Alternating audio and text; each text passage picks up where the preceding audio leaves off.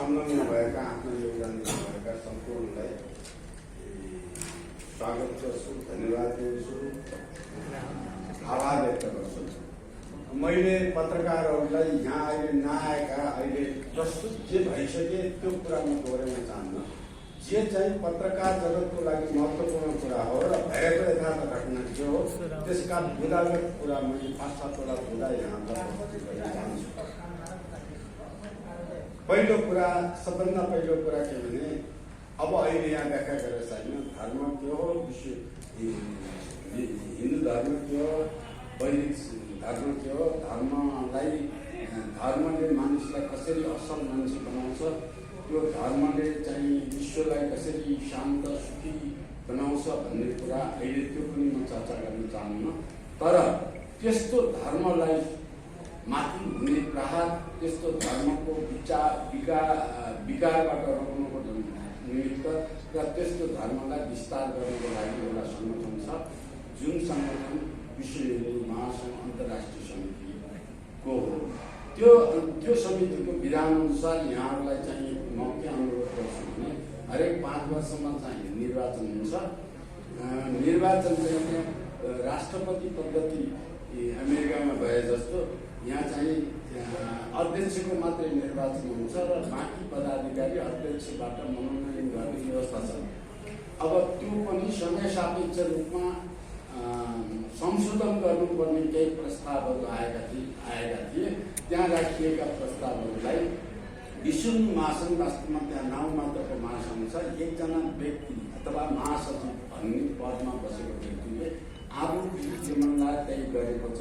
त्यो विश्व हिन्दू महासङ्घको कुनै वार्षिक कार्यक्रम छैन, नीति छैन, योजना छैन, त्यो कार्यसमितिले पास गरेको छैन, त्यो अडिट भएको छैन, अडिट रिपोर्ट पनि सार्वजनिक गरेका छैन, 5-5 वर्षको प्रगति रिपोर्ट पनि छैन, 5-5 वर्षमा चाहिँ सार्वजनिक गर्नुपर्ने योजना नीति कार्यक्रम हो त्यो पनि लेख्नु भएको छैन। एकैचोटि के भने षड्यन्त्रात्मक रूपमा विधानको चाहिँ ती संशोधनका प्रस्तावहरू सबै चाहिँ सचिव लेखेर कागजपत्र त महासचिव मात्र हुन्छ। अब कागजपत्र सबै पोको पारेर राखेर बाहिर चाहिँ समितिका मान्छेलाई थाहा नदिएर राखिराखेको।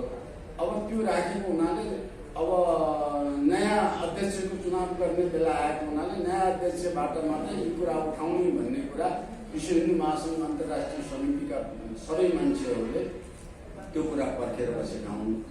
अब यो चुनाव आउने बेलामा चुनावमा संशोधन प्रस्तावका कुरा पनि ल्याइएन, चुनावमा चाहिँ गर्नुपर्ने प्रविधिका कुरा पनि ल्याइएन र चुनावमा चाहिँ एउटा व्यक्ति स्पष्ट रूपमा भन्दा आफूलाई मात्रै मिल्ने गरेर त्यो विधानमा चाहिँ अध्यक्ष कस्तो हुनुपर्छ भने विश्व हिन्दू महासङ्घको अध्यक्ष हुनुपर्ने मान्छे धर्मशास्त्र विषयमा, वैदिक शास्त्र विषयको ठुलो विद्वान, ठुलो ज्ञानी अनि देशको लागि मानव कल्याणको लागि योगदान गरेको र यो धर्म संस्कृतिलाई संरक्षण गर्नुको निमित्त अनेक योजना नीति कार्यक्रम सङ्गठन बनाउनु पर्ने व्यक्ति आउनुपर्ने।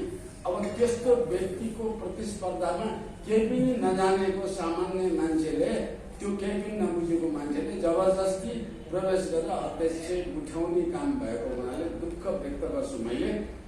त्यो दुःखद घटना के हो भने अहिले नआएको कुरा के हो भने उनले चाहिँ एउटा त निर्वाचन विनियम जुन बनाइएको छ त्यो विनियममा उनलाई मात्रै मिल्ने गरेर उनले नै मात्रै निर्वाचन ड्राफ्ट गरेर त्यो समितिमा लिएर आएको बेलामा हामी लगायत म लगायत त्यो समितिमा पेश गरेको त्यो विधान सम्मतै छैन, त्यो जबरजस्ती आफूलाई लागि बनाएको हो, त्यसलाई हटाउनुपर्छ भनेर कार्यसमितिमा त्यसको विरोध छँदाछँदै त्यसलाई विरोध भएको कुरा त्यो कसैलाई पनि थाहा नदिएर पास गरेर त्यही अनुसारको निर्वाचन आयोग गठन भयो।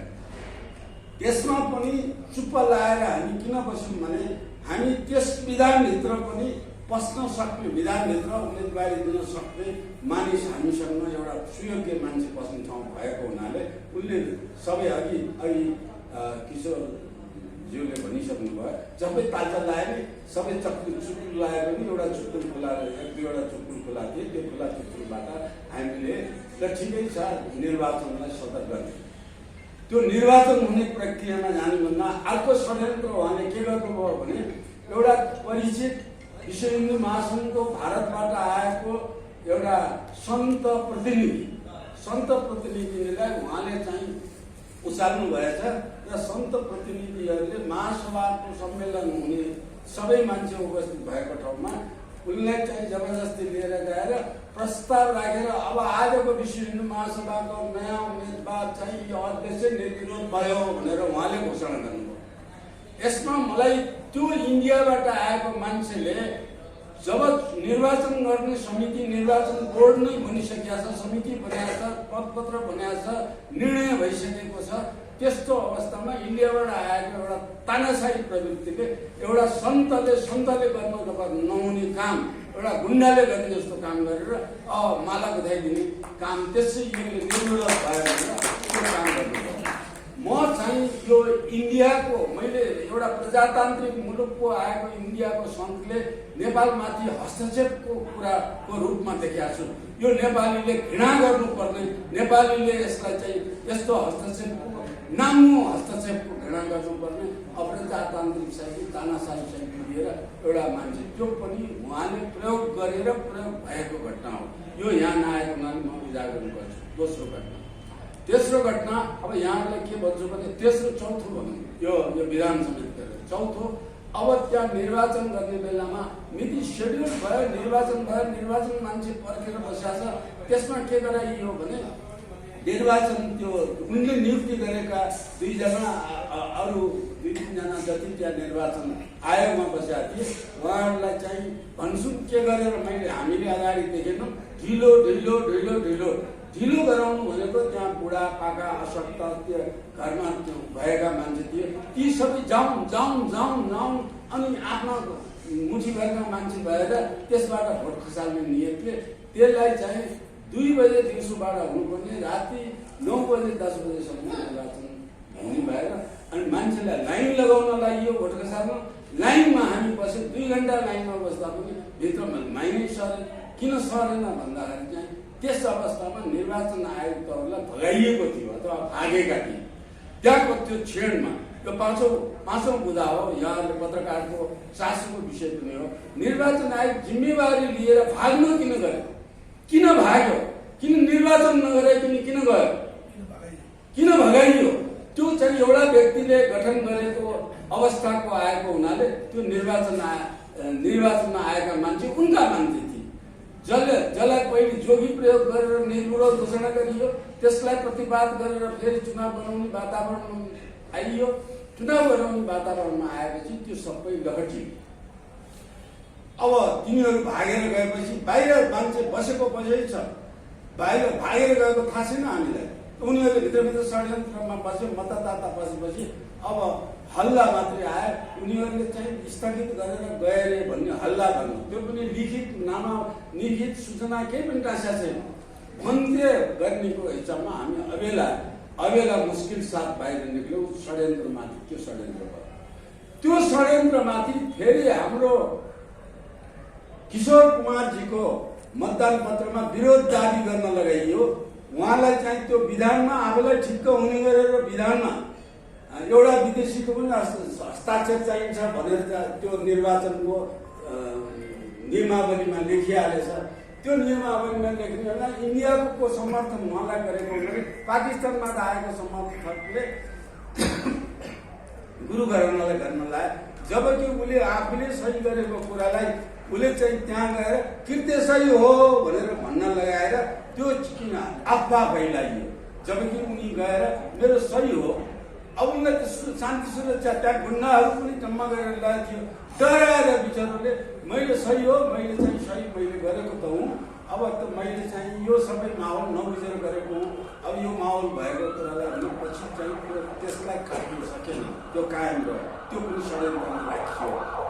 अब त्यसपछिको षड्यन्त्र के भयो भने जब चुनाव स्थगित गर्यो, चुनाव गराउने मान्छे भगाइयो, अनि त्यसपछि यो चाहिँ किशोर कुमार गौतमजीलाई अब त्यहाँका षड्यन्त्रकारीका 2-4 जना मान्छेले मिलाउने नाउँमा नआएर अपहरण शैलीमा चाहिँ कोठामा लगाएर थुनियो।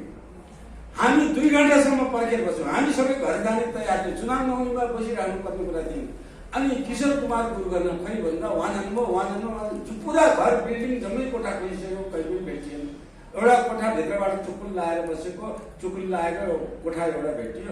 यसैमा छन् भन्ने आधारमा हामीले ढोका फोड्ने तयारीमा चाहिँ त्यहाँ पुगेका थियौँ। अब ढोका चाहिँ फोड्ने बेलामा चाहिँ खोलिएपछि अब हामीले चाहिँ यस्तो किसिमको अपहरण शैलीमा गएर बाध्यात्मक रूपमा सही गराउनलाई चाहिँ गएर बल प्रयोग गरेर आफूलाई चाहिँ लिएर गए। यो 7औं 8औं पोइन्ट हो पत्रकारहरूले उहाँले गर्न खोजेका थिए सहमतिको नाउँ भनेर गर्न खोजेका छन्। हाम्रो त्यहाँ शक्ति बाहिरबाट गएर हाम्रो चाहिँ बाहिर शक्ति भए त उनीहरू अवाक भए, लाज माने अनि उहाँ गुरुजीलाई बल्ल रिलिज गरे, हामीले बाहिर ल्याए। त्यसपछिको घटना के भयो, त्यो घटना गरिसकेपछि अब त्यहाँ चाहिँ अर्को अनौठो कुरा के भयो भने त्यहाँ उनको पकेटको 5 जना मान्छे बसेर कार्य समितिको अन्तर्राष्ट्रिय समितिको कार्य समितिको जब हामी पनि छौँ, म पनि कार्य समिति अन्तर्राष्ट्रियको छु। त्यस अवस्थामा कसैलाई पनि थाहा नदेखिन 5 जनाले चाहिँ कहाँ बसेर सही गरेर के गरेछ भने अब अर्को चुनाव नभएसम्म यो विश्व हिन्दू महासङ्घको महासचिव कार्यवाहक अध्यक्ष हुने भनेर निर्णय गरेर घोषणा गरेछ। अब त्यो अध्यक्ष हुँदा चुनावै नभएपछि त विश्व हिन्दू महासङ्घको अध्यक्ष कार्यवाहक अध्यक्ष त चक्रबन्धु अर्यालले हुनुहुन्छ। चुनाव भएर नयाँ आएपछि मात्रै उहाँको पदावधि जान्छ। अहिले जुन उहाँले विज्ञापन दिनुभयो त्यसको व्याख्या गरेर उहाँले जुन सूचना दिनुभयो, अब एउटा चाहिँ वैध रूपमा आएको अध्यक्ष छँदाछँदै त्यो अध्यक्षलाई खारेज गरेर 5 जना मान्छेले फेरि आफू अध्यक्ष बनाएर निकालिएर यो षड्यन्त्रात्मक कुरा। जो मान्छे विश्व हिन्दू महासङ्घको अध्यक्षता गर्न शिक्षाले योग्य छैन, अनुभवले योग्य छैन, पठन पाठनले योग्य छैन, ज्ञानले योग्य छैन, विज्ञानले योग्य छैन, केही पनि नभएको मान्छे जहाँ कि यो सांसदको जस्तो 5 लाख 15 लाख खाने ठाउँ पनि होइन, 5 रुपियाँ पनि कसैले खाना पाउने ठाउँ होइन, त्यो ओहदालाई बेचेर भजाउने अब के नियत हो?